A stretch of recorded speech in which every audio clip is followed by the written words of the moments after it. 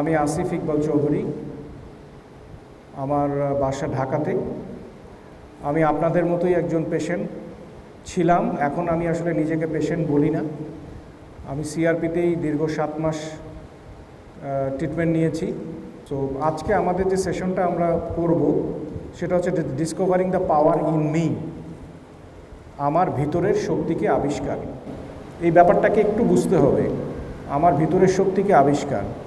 আমরা হুইলচেয়ার লাইফে চলে আসছি, আমাদের অ্যাক্সিডেন্ট হয়েছে বা আমরা কোনো অসুস্থতার কারণে আজকে আমাদের এই অবস্থা, তাই কি আমরা শেষ হয়ে গেছি? No, this is not the end. এখান থেকে আমাদেরকে শুরু করতে হবে। হ্যাঁ, আমিও একটা সময় প্রচণ্ড রকম ফ্রাস্ট্রেশনে ছিলাম, মন খারাপ ছিল। আমি 2.5 বছর হসপিটালে ছিলাম। আমার অ্যাক্সিডেন্টটা হয় অস্ট্রেলিয়ার মেলবোর্নে। সো আমি অস্ট্রেলিয়াতে ছিলাম 8 বছর 8 মাস। তারপর আমি ব্যাংককের, থাইল্যান্ডের ব্যাংককে ছিলাম অনেক দিন। তারপর আমি ইন্ডিয়াতেও ছিলাম। আমি 2.5 বছর হসপিটালে কাটিয়েছি। এই স্পাইনাল কর্ড ইনজুরিটাকে মোটামুটি আমি ভেজে খেয়ে ফেলছি।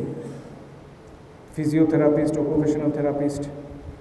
তো বাট এই সিআরপিতে 7 মাসটা আমার জীবনের অন্যতম সময়। এই রেডওয়ে হল, এই থেরাপি সেন্টার, এখানে আমি স্ট্যান্ডিং দাঁড়িয়ে থাকতাম। এই স্টেজটাতেই আমার থেরাপিস্ট ছিল শোয়েব আর ফরহাদ এখনও আছে এবং শোয়েব চলে গেছে।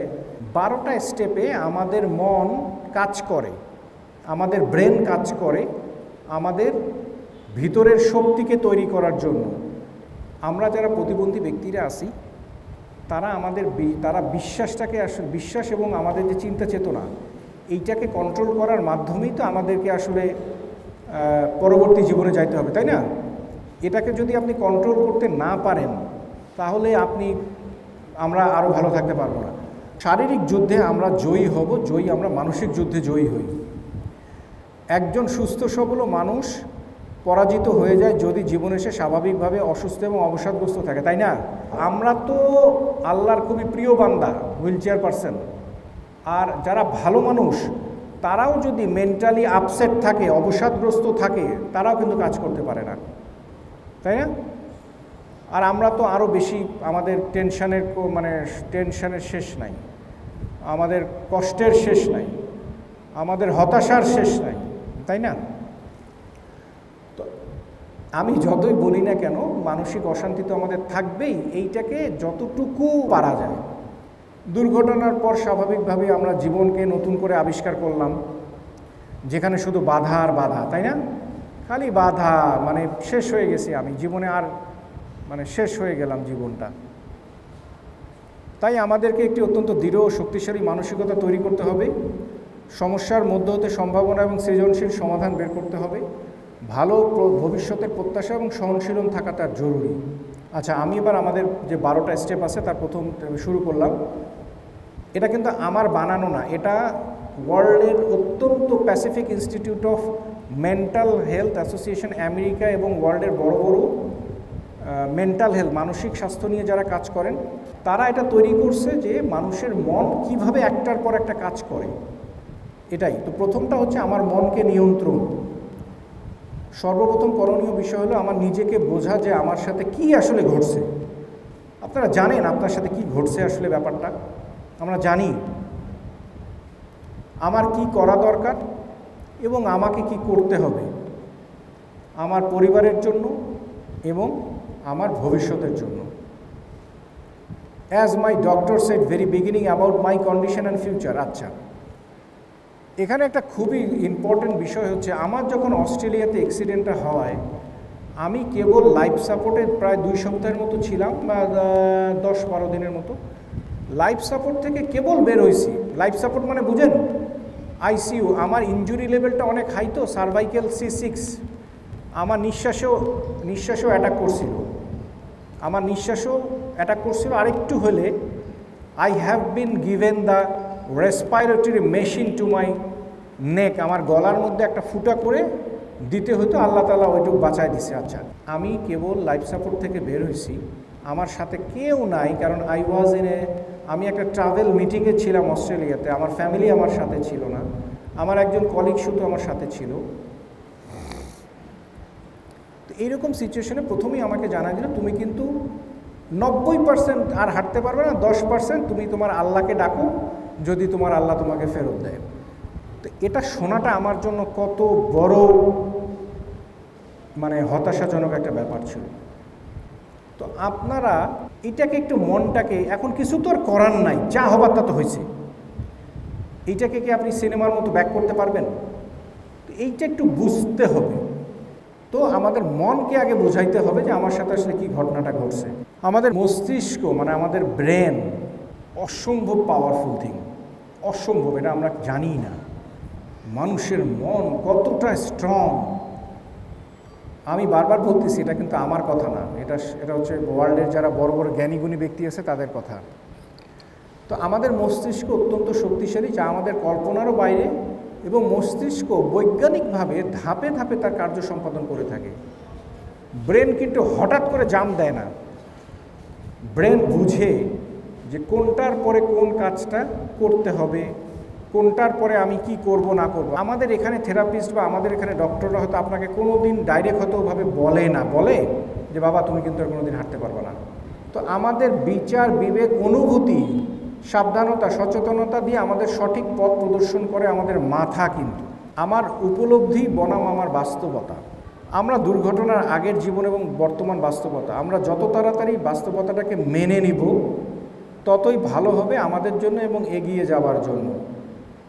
কেন আমি বা আমার সাথে কেন এমন হলো তার এটার কোনো উত্তর আছে? আল্লাহর কসম, আমি অস্ট্রেলিয়াতে আমার ফরেনার ডাক্তার নার্সদেরকে জিজ্ঞেস করতাম যে why it happens with me.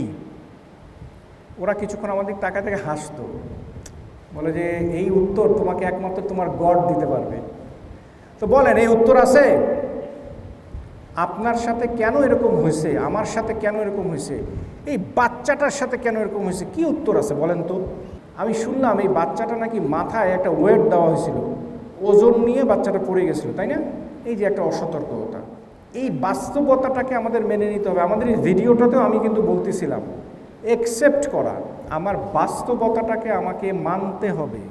4 number আমাদের স্টেপ, আমাদের মনের চিন্তাধারার কয়েকটি স্বতন্ত্র প্রক্রিয়া আছে যা একসাথে কাজ করে এবং আমাদের মনের সাথে সমঝোতার ভিত্তিতে আমাদের ভিতরে মানসিক পরিবর্তন ঘটায় এবং আমাদের ভবিষ্যতের জন্য প্রস্তুত করে। আমাদের মনই কিন্তু আমাদেরকে একদিকে বুঝায় না, মানে ভিতরে ভিতরে যে যা হয়েছে এখন কি আর করার আছে, আমাকে তো বেঁচে থাকতে হবে, চলতে হবে, ফ্যামিলিকে নিয়ে বাঁচতে হবে, তো কি করার আর আছে, যা হবার তো হয়েছে। তো এটা কে আপনাকে বলে? আপনার মন বলে। তার মানে কি? তার মানে মনের একটা স্বতন্ত্র প্রক্রিয়া আছে কাজ করার, এটা আপনি আমি কিছু করার নাই। আচ্ছা, আমাদের বিশ্বাস, এটা হচ্ছে সবচেয়ে বড় ইম্পর্টেন্ট, ভেরি ইম্পর্টেন্ট। প্রত্যেকটা জিনিসই ইম্পর্টেন্ট, এইটা অসম্ভব রকম ইম্পর্টেন্ট। আমার বিশ্বাস, আমরা যখন কোনো দৃশ্য বা ছবি দেখি অথবা কোনো ঘটনা অবলোকন করি, তখন সেই দৃশ্য, ছবি বা ঘটনার কারণে আমাদের মনে অনুভূতি এবং আবেগ তৈরি হয়। আর আবেগ এবং অনুভূতি দিয়ে মানুষ তার মনের ভিতরে বিশ্বাস তৈরি করে। অসম্ভব শক্তিশালী অস্ত্র হচ্ছে মানুষের মনের বিশ্বাস, যা দিয়ে অনেক অসাধ্যকে সাধন করা সম্ভব। বিশ্বাস এবং পরিশ্রম মানুষকে তার কাঙ্ক্ষিত লক্ষ্যে নিয়ে যায়। আমি নিজে তার প্রমাণ, হাজার হাজার উদাহরণ আছে দুনিয়ায়। তো আমি আজকে কেন কথা বলতে আসছি? কারণ আপনাদেরকে এই অনুভূতিটা দিতে আসছি যে আমিও যদি পারি আপনিও পারবেন। তো এইটাই হচ্ছে আমাদের মনের বিশ্বাস, সায়েন্টিফিক থেরাপি। আপনি নিজের সাথে নিজে কথা বলবেন, মানে নিজের সাথে নিজের কথা জোরে জোরে বলার দরকার নাই, জোরে জোরে তো মনকেই, মানে নিজের মনের সাথে নিজে কথা বলবেন। নিজের চিন্তা চেতনা দিয়ে নিজের একটি শক্তিশালী ছবি ও ভাবমূর্তি তৈরি করতে হবে আপনাকে, যেটা আমি বললাম। আমাদের নিজের ভাবমূর্তি যত বেশি বড় বা উত্থাপন করতে পারবো, তখন আমরা অনেক বড় লক্ষ্য অর্জনে ধাবিত হব এবং আমাদের লক্ষ্য অর্জনে বিশ্বাসী হব। আরে আপনি যদি বিশ্বাসী না করেন আপনি এটা করতে পারবেন, তাহলে তো হবে না। আপনাকে আগে বিশ্বাস করতে হবে আপনি এটা করতে পারবেন, মনে মনে বিশ্বাস রাখবেন। শক্তিশালীভাবে আপনি নিজেকে কিভাবে করবেন? আমাদের তো দুইটা জিনিস, একটা হচ্ছে শরীর আর একটা মন, তাই না? আপনি মনকে খুব স্ট্রং করতেছেন কিন্তু শরীরকে স্ট্রং করতেছেন না। আপনি ঠিকমতো থেরাপি করতেছেন না, থেরাপিস্টরা যে কথাগুলো বলতেছে আপনি সেই কথাগুলো শুনতেছেন না। বর্তমানে ভবিষ্যৎকে দেখা। আমরা যা চিন্তা করি তার দিকে আমরা এগিয়ে যাই। আমাদের বর্তমান চিন্তা ভাবনা আমাদের ভবিষ্যৎ নির্ধারণ করে। এগিয়ে যাবার জন্য ভবিষ্যতের দিকে মনোনিবেশ করতে হবে আমরা যা চাই। আচ্ছা, সুবিধাজনক অবস্থান পরিবর্তন করা। সুবিধাজনক অবস্থায় বা অবস্থানে থাকতে আমরা সবাই চাই, এটা আমি আসতেছি ডিটেলটা বলতে। কিন্তু সুবিধাজনক অবস্থায় সবসময় অগ্রসর হওয়া সম্ভব হয় না।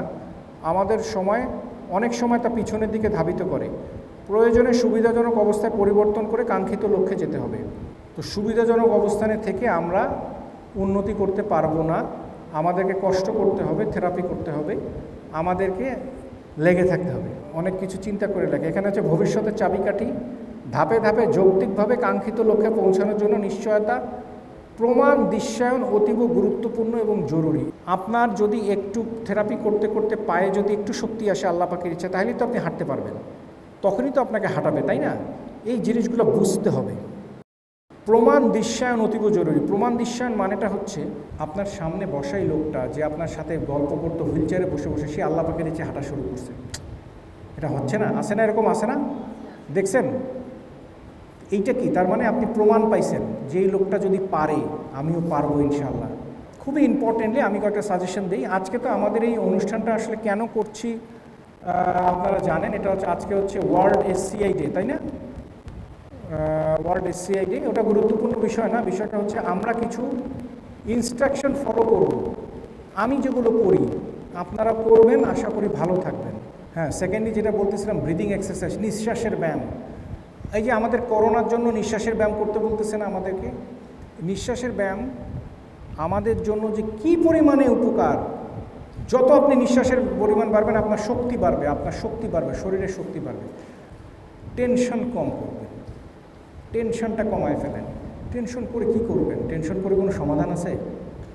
টেনশন করেন না, ঝামেলা বাড়ায়েন না। টেনশন করলে ঘুম হবে না। ঘুমের কথাটা আমি পরে বলতেছি, গুড স্লিপ তারপরেই আছে, যে ভালো ঘুম তখন পর্যন্ত হবে না যতক্ষণ না পর্যন্ত আপনি টেনশন ফ্রি হবেন। যদিও কথাটা বলা অনেক সহজ, কিন্তু এটা মানা অনেক কঠিন, তাই না? গরম পানি খাবেন, এটা আমি খুব মানি। গরম পানি যতটুকু নিতে পারবেন গরম পানি খান।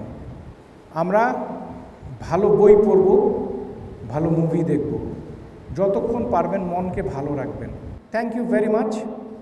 আমি সিস্টারকে I will like to call sister for a finishing session. সিস্টারকে কিছু বলার জন্য আমি বলবো।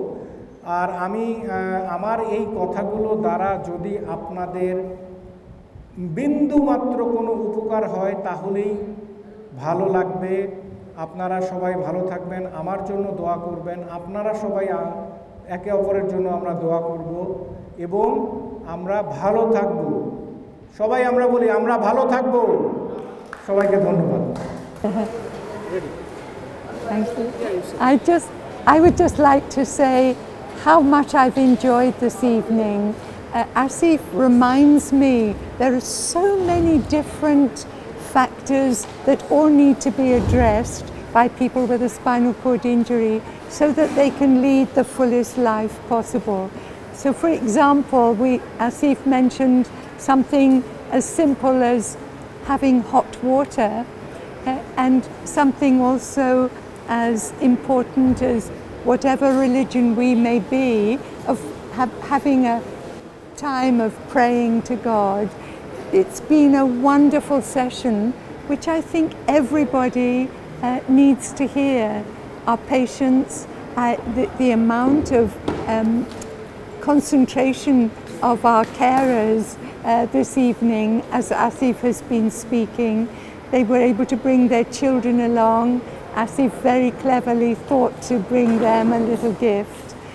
So we know that it's terribly important for patients in the future and for our staff to hear from somebody who has personal experience, something that I don't have, but something Asif has and is so well versed in getting the audience to join in and communicate together. So we just want to thank you so much for this great event tonight. Thank you. Thank you, Thank you, sister. Asif. এই সিনেমাটা সেশনটা শোনার পরে আমার অনেক ভালো লাগছে। আশা করি যে যে যে 12টা কি কথা বলা হয়েছে, এই 12টা কি আমি চেষ্টা করব যত সাধ্য মেনে চলা। আর আশা করি ইনশাল্লাহ কিছু একটা করব, ভালো কিছু একটা করব। আর ইনশাল্লাহ আমাদের মতো যারা পেশেন্ট আছে, যারা স্পিড করা জানা না, চেষ্টা করো ওদেরকে হেল্প করতে, এখানে আসতে উৎসাহ দিব। আচ্ছা, আজকের এই প্রোগ্রামটা দেখার পর মনোবলটা যতটুকু ছিল তার চেয়ে আরও বেড়ে গেছে। বিশেষ করে আসিফ ভাই যে এক্সপেরিমেন্টাল ভিডিওগুলো দেখালো, আমরা মনে করতেছি যে ইনশাল্লাহ আমার হাজব্যান্ডের মনোবল আরও বেড়ে গেছে এবং সামনের দিনগুলোতে অনেক সুন্দরভাবে আরও রিকভারি হয়ে সিআরপি থেকে যাওয়ার পরে ভালো কিছু করতে পারবে। আর এরকম যারা পক্ষাঘাতগ্রস্ত আছেন তারা কখনোই মনোবল হারাবেন না। তাদের পাশে তাদের ফ্যামিলি, তাদের পাশে অবশ্যই ভালো কারো হাত আছে, আল্লাহ আছে, সবাই দোয়া করবেন তাদের জন্য। ইভেন আমি মনে করি যে আমি যতদিন বাঁচবো সিআরপিতে আসাতে আমার মনোবল এমন হয়েছে যে আমি এই পেশেন্টদের জন্য বা এরকম যারা আছে তাদের জন্য কিছু করতে চাই। আমার সাধ্য অনুযায়ী আমি করবো ইনশাল্লাহ। Thank you. আজকে আমাদের এই অনুষ্ঠানে যা শিখলাম, যা জানলাম, তাতে আমাদের মনের কনফিডেন্সটা অনেক দূর পর্যন্ত এগিয়ে গিয়েছে। তার জন্য আমি আমাদের যে অনুষ্ঠান করছে তাকে আমার নিজে থেকে অনেক ধন্যবাদ। ঠিক আছে, আসিফ স্যার ওনাকে বিশেষভাবে ধন্যবাদ। তারপর আমাদের বেলুরি ম্যাম, ওনাকে ধন্যবাদ বিশেষভাবে। আজকে সিআরপিতে না আসলে অনেক কিছুই জানা হতো না, জানতে পারতাম না যে আমাদের মতন লাইফে নতুন করে আবার স্টার্টিং করে আমরা আগে যাইতে পারবো, সেটা আমরা শিখতেছি এখানে আর শিখছি। আর আমার ভিতর থেকে এই অনুষ্ঠানটা মানে এই স্যারের অনুষ্ঠানটা দেখার পরে মানে আরও আত্মবিশ্বাস আমার বেড়ে গেছে। মানে আমি সামনে নিয়ে আগাবো সেই জিনিসটা আমার মানে এই অনুষ্ঠানে দেখার পরে আমার সেই জিনিসটা আরও বেশি কার্যকর করতেছে, মন থেকে মানে কাজ করতেছে যে আমি আগে যেতে পারবো। ধন্যবাদ সবাইকে। বিসমিল্লাহির রহমানির রহিম। আসসালামু আলাইকুম। আমি ঢাকা 15 দিন ছিলাম। আমাকে এক সিস্টারে বলছে আপনি ভালো হবেন না, এই রোগী ভালো হয় না, 100 জনের মধ্যে একজন ভালো হয়। আমি সিআরপিতে আইসা আমি টাক শুনেছিলাম 1 মাস 6 দিন। আমি পাও লড়াই পারতাম না, বাম হাত লড়াই পারতাম না, ডাইন হাত পারতাম। এখন আমি অনেকটা ভালো হয়েছি, কিন্তু পাও লড়াই পারি, হাত ভালো হয়েছে। কিন্তু আমার লেভেল ছিল TIT, কিন্তু আমার অপারেশন হয় নাই। আমি অনেকটা ভালো হয়েছি সিআরপিতে আইসা, এর জন্য অনেক অনেক ধন্যবাদ।